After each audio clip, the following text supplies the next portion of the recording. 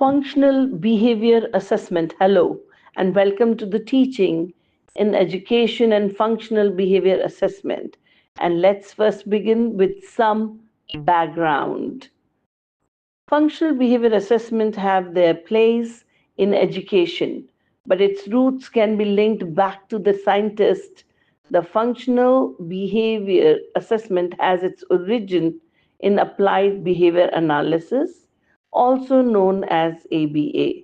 Functional behavior assessments are an essential component to positive behavior supports. So, what purpose does the functional behavior assessment serve? It serves the purpose to determine the functions behind the student's behavior, and hence, functional behavior assessment has the goal to identify the behavior, its functions, and assessments are implemented to have long lasting effects.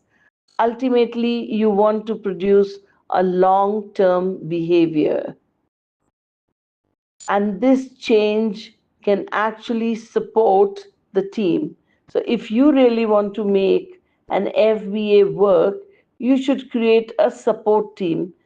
That way, everyone is invested, and the team can include teachers, professionals, parents, behaviorists, managers, etc.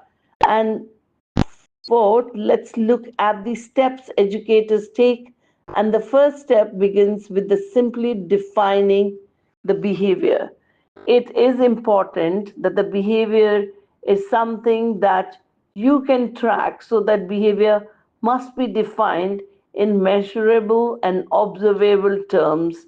The behavior also should be defined in a way where it can be assessed, and then educators can evaluate the behavior by frequency, duration, and intensity. Next step, collect the data. Think of a functional behavior assessment as a scientific experiment. You're going to need data to make the inferences, so gather the data to determine the cause and the function of the behavior. The next step is to formulate a hypothesis.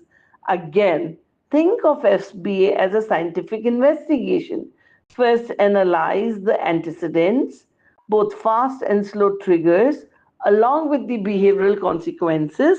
Based on the analysis, create a hypothesis.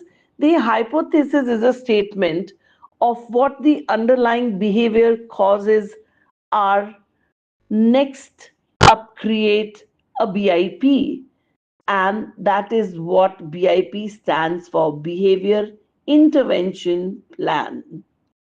Writing an actual behavior intervention plan can be time consuming and a lot of work.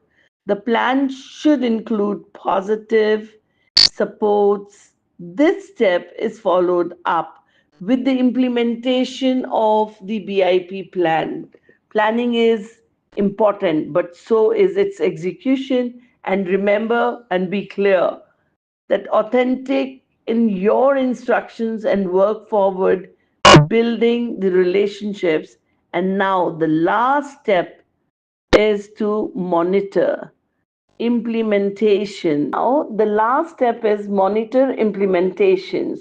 Look to see if the behavior isn't increasing or decreasing, and check in on the support team from time to time to make sure that you solicit their inputs. Right now, I just want to say a big thank you very much.